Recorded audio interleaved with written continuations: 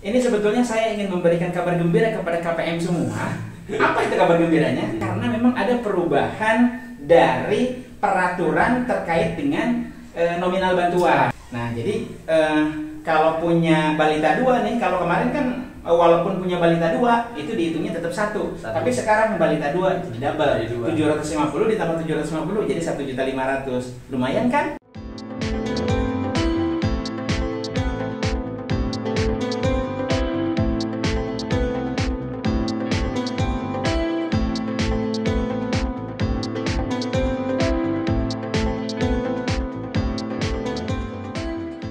Oke, assalamualaikum warahmatullahi wabarakatuh. Waalaikumsalam warahmatullahi wabarakatuh. Kembali lagi di channel Kang Firdi. Podcast Kang Firdi ini terkait dengan informasi Aksi dan aksi. Yaitu adalah semboyan kita ya. Ya, tagline kita. Ya, tagline ya. Dan juga sebelum kita mulai ke acara edisi selanjutnya ini edisi keberapa ini? Edisi ke-6 kan? Edisi ke-6 ini ya. Jadi sebelum nanti akan berbicara topik apa yang akan kita bicarakan, ini kita sedikit berbicara perkembangan channel Kang Firdi. Iya. Saat ini sudah ada sekitar hampir 100 ya. Hampir 100 lah yang subscribe ya. Makanya bagi pengikut kita ya, subscriber kita, jangan lupa subscribe dan share kemana-mana.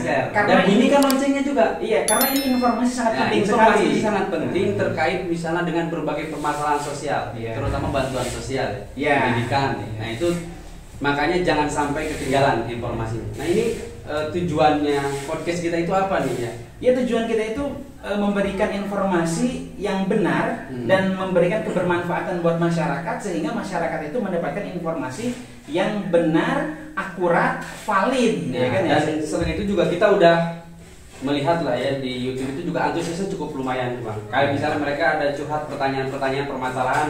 Kayak kemarin kita tentang saldo 0, kita saldonya 0 terus, kita juga berikan informasi. Iya. Dan kalau seandainya kita bisa mengarahkan juga, kita langsung aksi juga kan? Aksi, kan? iya. Itu kemana kira-kira harus melangkah kira-kira gitu ya? Tapi mungkin kalau misalnya kita di chat YouTube itu kayaknya tidak memungkinkan ada kayak feedback secara privasi gitu Pak. Karena kalau misalnya ini berbicara terkait data kan, betul. Ya, berarti nanti kemungkinan besar kita akan memberikan aksi lain, misalnya mengisi form atau memberikan nomor kontak kita khusus untuk misalnya ada pertanyaan dan pengaduan informasi ataupun yang membutuhkan aksi kita. Betul. Itu bisa kita lakukan. Bisa kan kedepannya ya? Bisa, sangat bisa. Apalagi nih terkait podcast ini kira-kira yang perlu diinformasikan? Ini sebetulnya saya ingin memberikan kabar gembira kepada KPM semua. Apa itu kabar gembiranya? Karena memang ada perubahan dari peraturan terkait dengan nominal bantuan. Berarti ini penting, ini berarti sangat penting sekali ya. Tapi kalau bukan hanya penting saja, ini semua KPM wajib tahu. Tapi ini kalau makanya subscribe dan share, jangan lupa ini. Iya, karena ini manfaat. Yang ke satu apa misalnya, Bang? Ya, contoh gini. Peraturan yang sebelumnya itu memang satu keluarga itu SD contohnya Pak ya, SD ya. SD itu kan satu keluarga maksimal hanya satu saja SD. Nah, tapi peraturan yang sekarang itu tahun 2021 di bulan November itu SD itu maksimal jadi 2. Jadi kategori sekolah nih SD, SMP, SMA maksimal itu 2 gitu. 2 dalam satu keluarga gitu. Begitu juga bukan hanya SD gitu kan, itu SMP, SMA. Terus ada satu lagi Bang, sebetulnya jangan dilupakan. Apa sekolah paket? Oh, sekolah paket juga ya. Paket A ya, kesetaraan. Iya, kesetaraan ya. Paket A, paket B, paket C. Misalnya kalau misalnya nanti Ibu, kalau anaknya tidak disekolahkan kan tidak dapat bantuan. Karena itu masuk di non kategori. Itu termasuk banyak juga permasalahan seperti itu di Iya. KPM. Anaknya tidak melanjutkan pendidikan, tapi jangan jangan pesimis, ada paket A, B dan C, dan itu masih dapat bantuan kan? Masih dapat bantuan dan itu diakui. Gitu. Nah, jadi informasi yang pertama itu ketika di tahun 2020 maksimal itu hanya satu. Dari satu kategori itu maksimal hanya satu orang gitu. Kalau sekarang di tahun 2021 akhir akhir bulan November, tanggal 5 November suratnya turun, itu maksimal jadi 2. Iya, 2. Jadi boleh kalau punya anak kembar boleh. Boleh, jadi dapat dua-duanya. Dapat dua-duanya. Contoh gini, SD kelas 1 sama SD kelas 5. Biasanya kan kebanyakan kayak gitu ya. Itu kalau kemarin itu yang dapat itu cuma satu aja. Itu contoh 1 bulan per 3 bulan itu 225. Nah sekarang jadi kali 2, double tuh kan? Jadi Kali 200.000. Jadi 225 dikali 2 sama dengan 450.000 gitu. Nah kalau SMP kayak gimana? SMP per 3 bulan kan 375. 375 itu dikali 2 kalau seandainya ada 2 anak yang sekolah dalam satu keluarga gitu. Kalau SMA juga sama juga kayak gitu. Nah contoh 500.000 nih per 3 bulan karena yang satu itu kelas 1 SMA, yang satu kelas 3 SMA itu menjadi 1 juta. Kenapa 1 juta? Karena dihitungnya 2 kali lipat. Tapi mungkin di akhir video kita bisa ditampilkan atau saat kita bicara bisa ditampilkan juga ya. Bisa. Karena kan berapa nominalnya kita tadi perbagiannya itu berapa, SD berapa, berita berapa. Jadi bukan hanya karena ucapan, nanti kita mungkin bisa melampirkan data yang kita punya juga ya. Bisa ya. Itu terkait sekolah. Sekolah terus sekarang yang komponen kesehatan itu 2 kategori itu balita dan ibu hamil. Nah, tapi kehamilan 1 aja, kedua kehamilan kedua. Nah, kalau sebenarnya 2 hamil berarti itu harus 2 istri ya. Tapi kadang 2, berarti itu nggak bisa kalau itu. Nggak bisa. Tapi kalau anaknya kembar misalnya hamilnya. Ya, terus kalau si balita bisa, kalau balita 1 aja, balita. Kalau balita 2. Jadi balita itu biasanya kan yang baru lahir. Tapi harus masuk kakak dulu dong. Harus masuk. Walaupun misalnya dia balita tapi belum masuk kakak nggak bisa. Nggak bisa. Ya karena itu masuk di DPKS. Harus dimasukkan ke DPKS. Jadi administrasinya harus lengkap dulu, harus lengkap dulu pemirsa. Nah jadi kalau punya balita 2 nih, kalau kemarin kan walaupun punya balita 2 itu dihitungnya tetap 1. Tapi sekarang balita 2 jadi double. 750 ditambah 750 jadi 1.500.000. Lumayan kan? Iya, lumayan banget. Iya, tapi jangan berlomba-lomba juga bikin anak. Nanti BPKBN jadi berhubungan lega kan? Oh iya. Jadi memang kadang itu ya bantuan ini kan tidak lama, dan ada batasnya. Ada batasnya, jadi waktunya. Jangan dijadikan kesempatan. Iya. Nah tapi yang perlu digarisbawahi itu maksimal dalam satu keluarga itu hanya 4 kategori saja. Tetap sama ya berarti itu. Sama.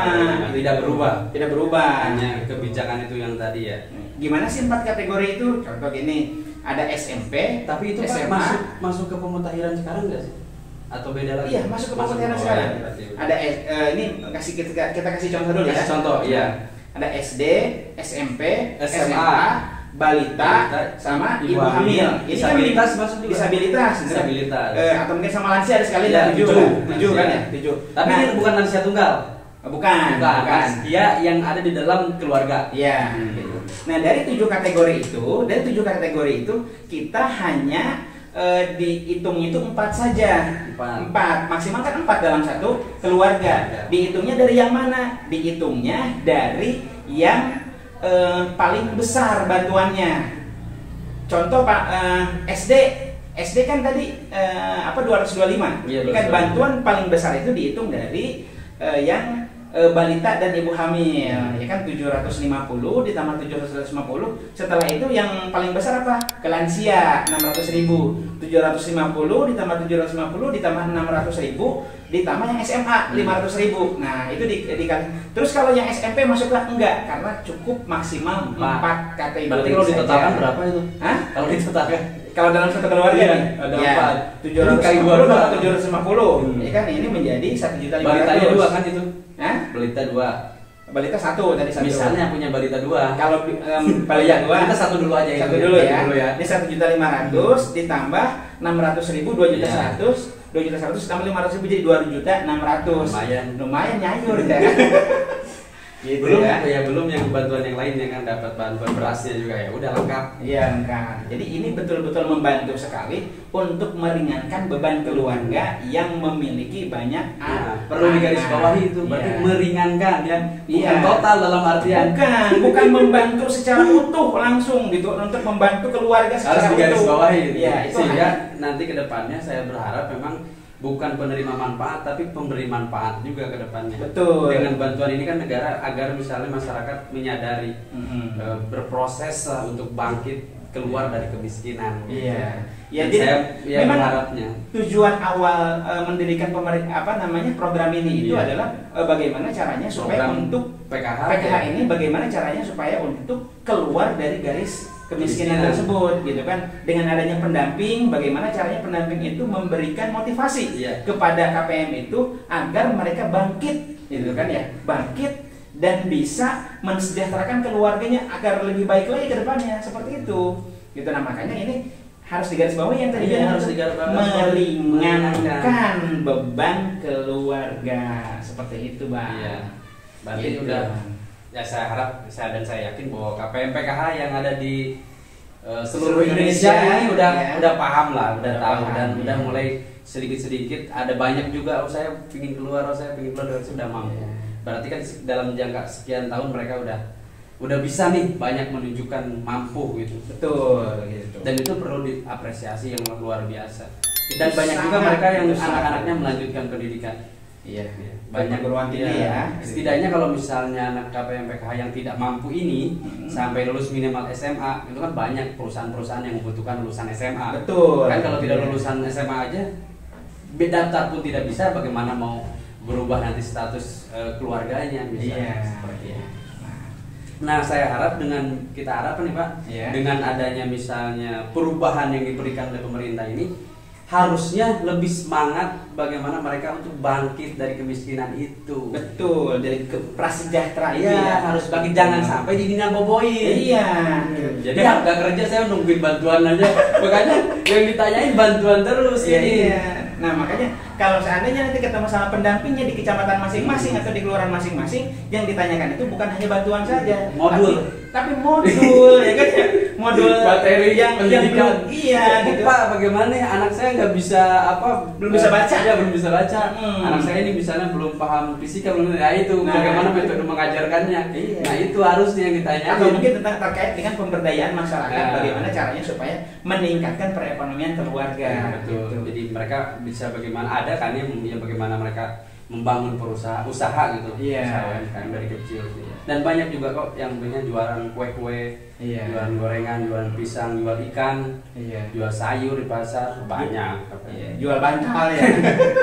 Online kan, dagang online juga banyak. Dengan online. Dan justru mungkin apakah misalnya si bantuan yang diberikan itu bisa digunakan untuk bisa mereka usaha atau apa.